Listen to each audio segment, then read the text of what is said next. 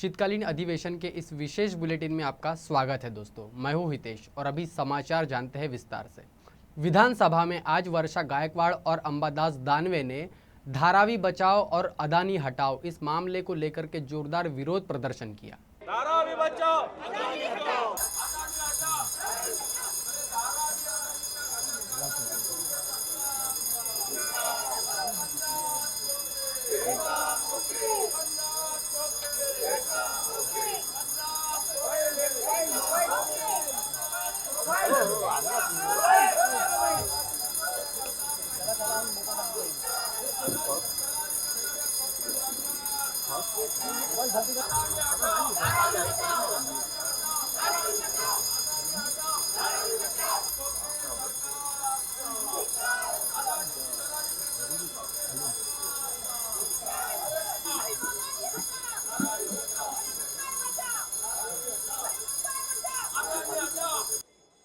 हे सरकार उलट तपाली बोलत असताना देवेंद्रजी फडणवीस यांनी खाते बदल होताना शेवटच्या दिवशी अदानीच्या या धारावीच्या सर्व ॲग्रीमेंटवर टेंडरवर सह्या केलेल्या आहे।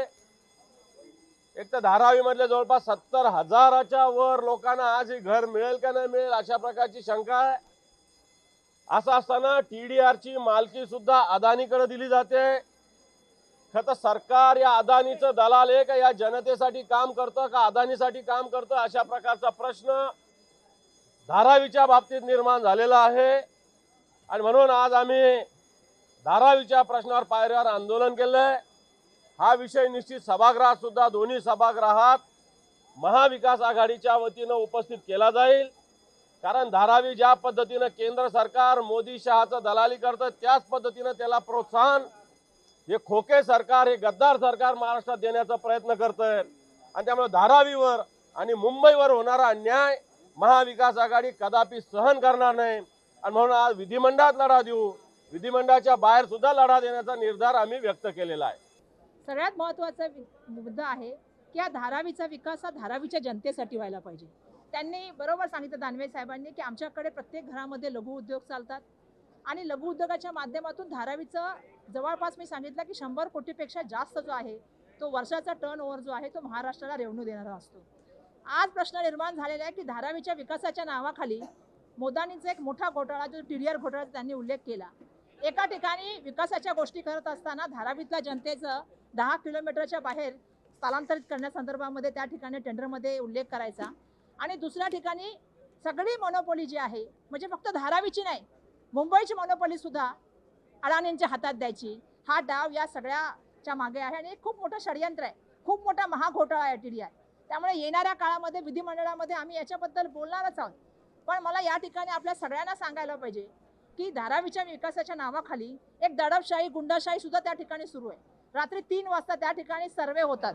आम्ही त्या ठिकाणी प्रश्न विचारले की असे सर्वे रात्रीचे कसे होऊ शकतात, तर ते सर्वे कसे चालले ते सांगायची मला गरज नाही। मी मागे पण सांगितलं आणि विधिमंडळात सुद्धा सांगितलं की एक्स पोलीस ऑफिसरांचा वापर त्या ठिकाणी होत आहे, गुंडांचा वापर त्या ठिकाणी होत आहे आणि म्हणून दहशतीचं त्या ठिकाणी दडपशाहीचं वातावरण त्या ठिकाणी निर्माण करण्याचा प्रयत्न चाललेला आहे।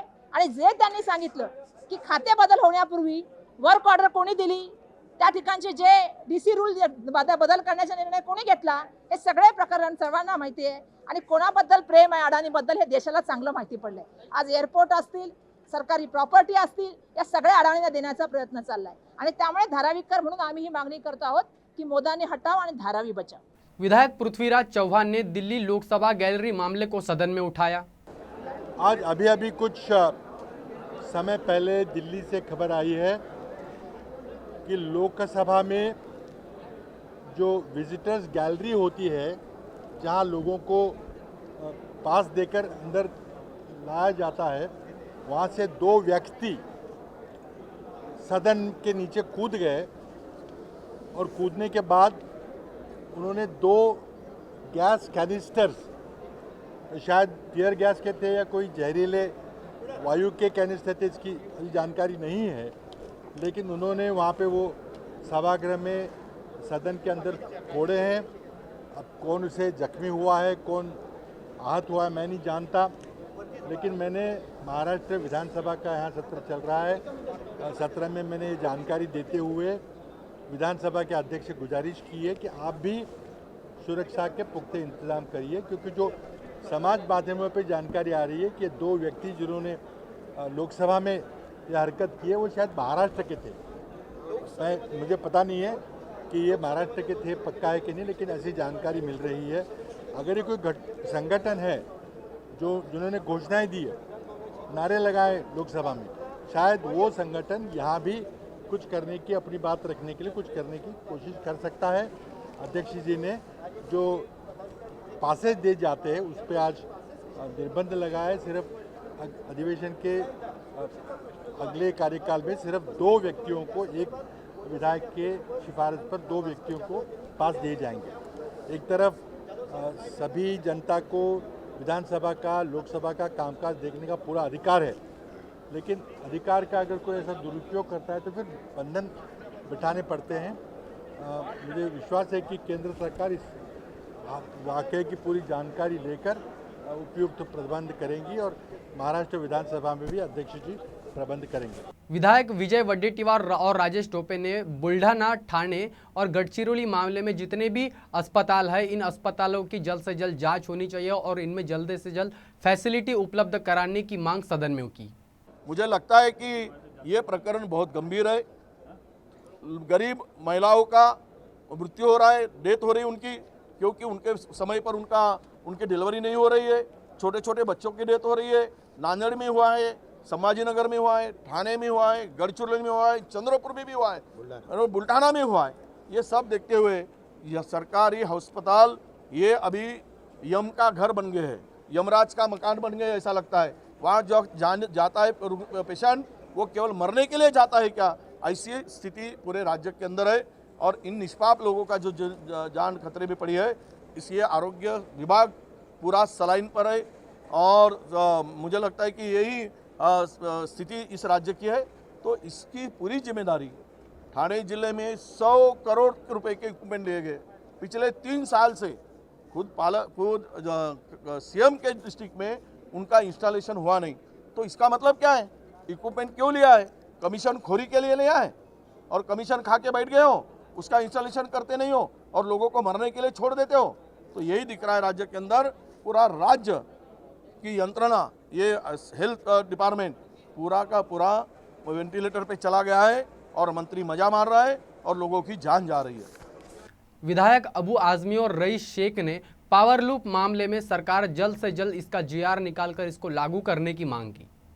हमारे एमएलए रईस शेख ने जो आज हम लोगों ने जो उठाई थी वो लक्ष्यवेदी, उस लक्ष्यवेदी में आज इन्होंने माना कि हाँ, कृषि के बाद अगर सबसे बड़ा कोई व्यापार देने वाला, कोई एम्प्लॉयमेंट देने वाला भी है तो वो पावरलूम है। 12.5 लाख पावरलूम है और पावरलूम आगे बढ़ाने की नीति बनेगी। सबसे बड़ी बात है कि 27 लाख साड़ियाँ जो सरकार लेती है, वो साड़ियाँ पूरी की पूरी अब जो है पावरलूम पर ही बनेंगी। मालेगांव का मैटर है, वहाँ जो है सब जो बिजली बिल जो है बहुत ज़्यादा आती है, एवरेज बिल देते हैं और बाद में उसको जो है 1000 यूनिट लिख के देते हैं। बाद में जब सही करते हैं मीटर देख करके तो 1000 यूनिट पर ये लोग जो है सब्सिडी ले लेते हैं। बहुत सारी चीज़ें मैं रईस से बोलूँगा कि एक एक चीज़ जो है आप बताएं। और पावरलूम इंडस्ट्री के लिए मैं समझता हूँ सबसे अच्छी आज बात हुई है, जिससे पावरलूम इंडस्ट्री में एक बहुत ही खुशी का माहौल बनेगा। मैंने आज सरकार को बताया कि पूरी टेक्सटाइल पॉलिसी के 100 पन्नों से ज़्यादा में पावरलूम का वर्ड ही नहीं है। तो सरकार ने आज अपनी गलती मान के पावरलूम के लिए अलग एक स्टडी ग्रुप अनाउंस किया है, जिसका जीआर सरकार निकालेगी, जिसमें हमारे जैसे लोक प्रतिनिधियों को लिया जाएगा। दूसरा बड़ा विषय जो आज हमने लिया है कि 15 दिन भिवंडी के अंदर पावरलूम बंद करना पड़ता है। मुझे लगता है मालेगांव में, इचलकरंजी में भी वही स्थिति होगी। सरकार जो आज 27 लाख साड़ी खरीदने वाली है, जो आने वाले होली और फेस्टिवल में बांटने वाली है, वो 27 लाख साड़ी अब सिर्फ पावरलूम पे बनाई जा सकती है। यानी पावरलूम को पहला अपना कपड़े का रिजर्वेशन मिला।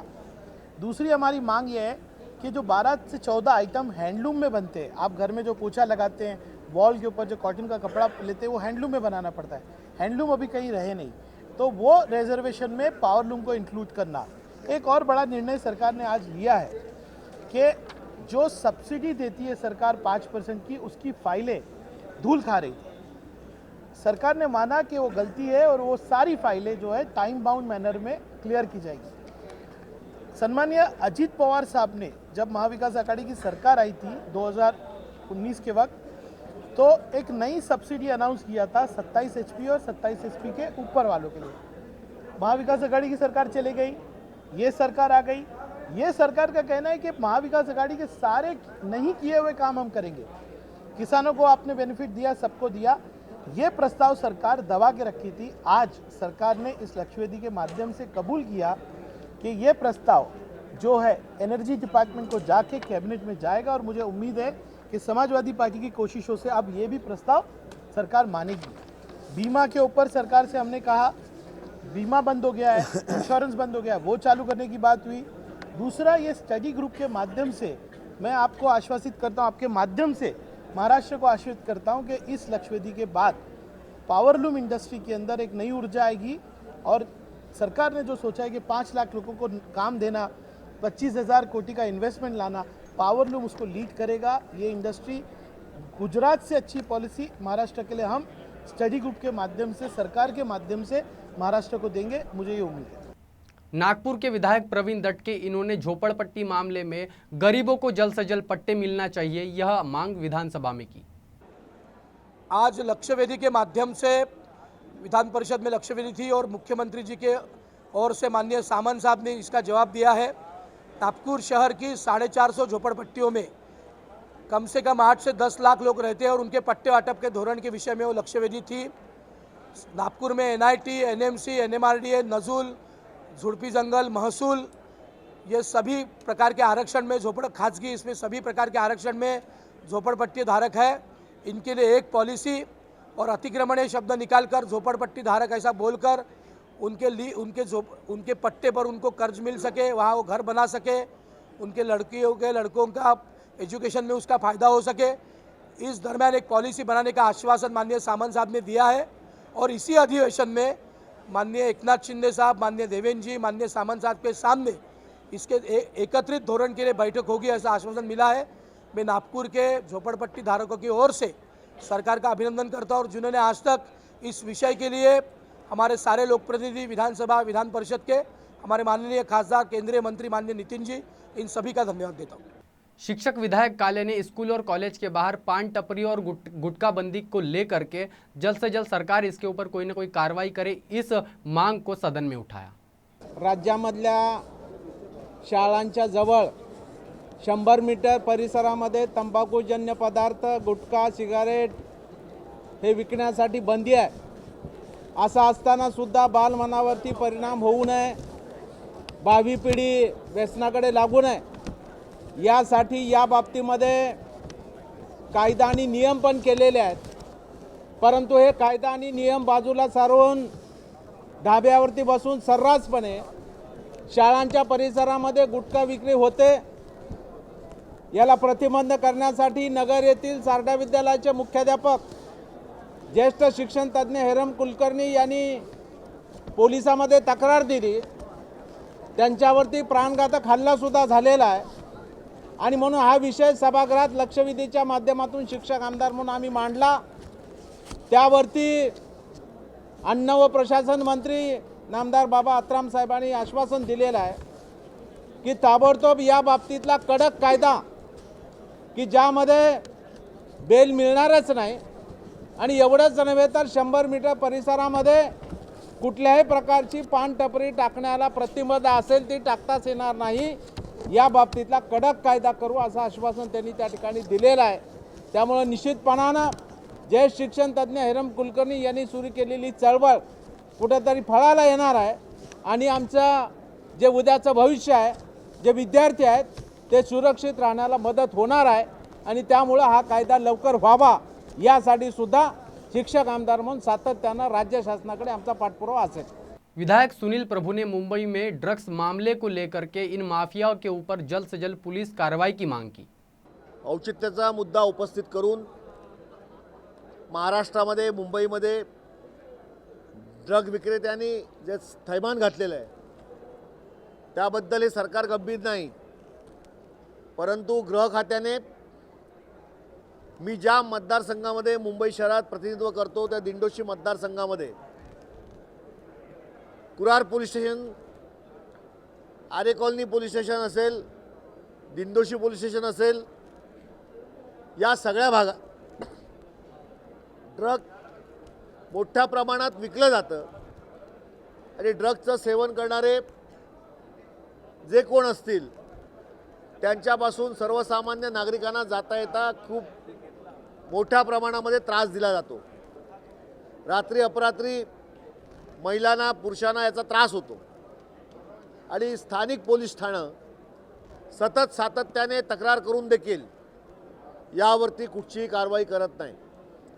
परिमंडळ 12च्या वरिष्ठ अधिकाऱ्यांशी बोलल्यानंतर, अतिरिक्त आयुक्तांशी बोलल्यानंतर, पोलीस आयुक्तांशी बोलल्यानंतर कारवाई सुरू आहे, सामाजिक संस्थांना आम्ही बरोबर घेतो आहे, एवढीच उत्तरं मिळतात. मी आज सभागृहामध्ये माननीय अध्यक्षांना असं आवाहन केलं आहे की अध्यक्ष महोदय, की जर अशा पद्धतीने पोलीस या ड्रग विक्रेत्यांवरती कारवाई करत नसतील आणि मुंबई पोलिसांना हे ड्रग विक्रेते हे जुमानत नसतील, राजरोसपणे पोलीस डिपार्टमेंट कार्यरत असताना देखील मोठ्या पद्धतीने ड्रग विक्री आणि सेवन होत असेल तर जे नाकामयाब आहेत अधिकारी त्यांना तात्काळ तिकडनं बदला.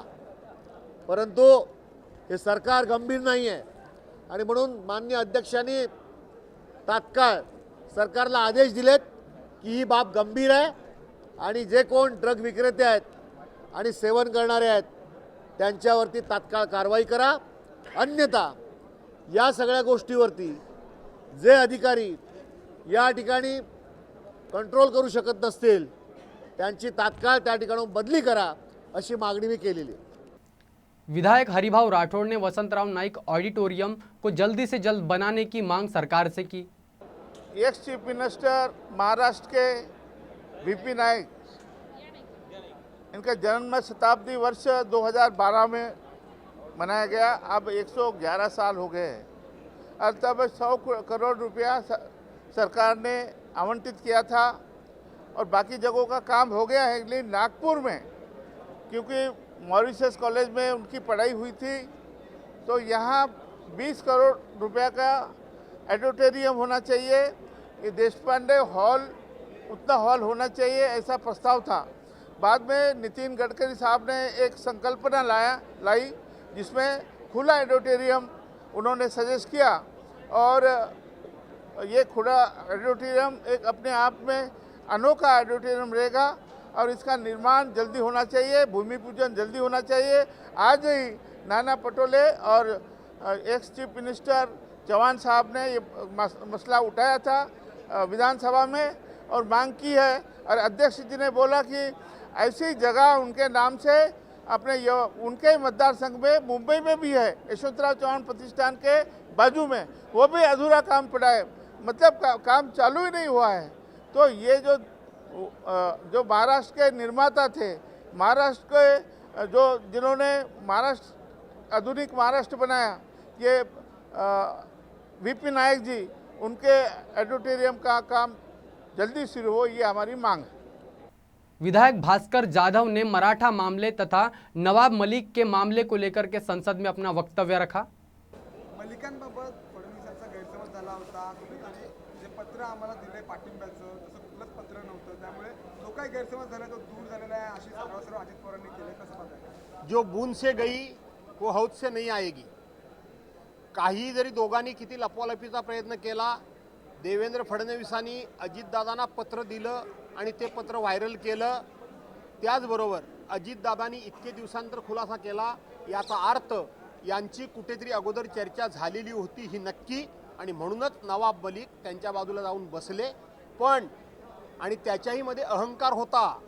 आम्ही ईडीच्या चौकशी लावलेल्या, CBIच्या चौकशा लावलेल्या, इन्कमच्या टॅक्सचे रेड केलेले, नाना तऱ्हेचे आरोप केलेल्या लोकांना आमच्या पक्षात घेतल्यानंतर सगळं कसं अलबेल झालंय, कोणीही त्याच्यावर काही बोलत नाही. त्यामुळं बॉम्बस्फोटातल्या आरोपीच्या बरोबर असलेल्या माणसाचा संबंध खोटा जोडला आणि तो आता बाहेर आलाय. आणि तो आपल्या पक्षाला पाठिंबा देत असेल तर आपण कोण काय वाकडं करणार? अशा घमेंडीमध्ये आणि अशा आविर्भावामध्ये नवाब मलिकांना बसायची परवानगी दिली गेली, परंतु कुणीतरी कान पिळले, त्यामुळं हे पत्र देण्याचं दाजीबा मी नाही त्यातली आणि कडी लावा आतली हा प्रकार आहे. असं आहे की मराठा समाजाला आरक्षणाची गरज काय? ही जी आपली पहिली समाजव्यवस्था होती सुरुवातीच्या काळापासून, समाजव्यवस्था 4 विभागामध्ये त्या ठिकाणी विभागली गेली होती. ब्राह्मण, क्षेत्रीय, वैश्य आणि हलक्या दर्जाची कामं करणारा एक वर्ग. या बाकीच्या वर्गाला कुठे ना कुठेतरी 4 पैसे मिळवण्याचं साधन होतं. पण मराठ्यांना काय साधन होतं? मराठ्यांनी फक्त तलवारी घ्यायच्या आणि लढायला जायचं. जे कोणी परकीय असतील, जे कोणी विरोधी राज्यातले लोक असतील, जे कोणी टोळी युद्ध असेल, त्यांच्यासमोर जाऊन आपल्या माना कापून घ्यायच्या आणि बाकीच्यांचं रक्षण करायचं. त्यांना उत्पन्नाचं साधन काय? पावसाळ्यामध्ये येऊन त्यांनी शेती करायची, पुन्हा लढायला जायचं.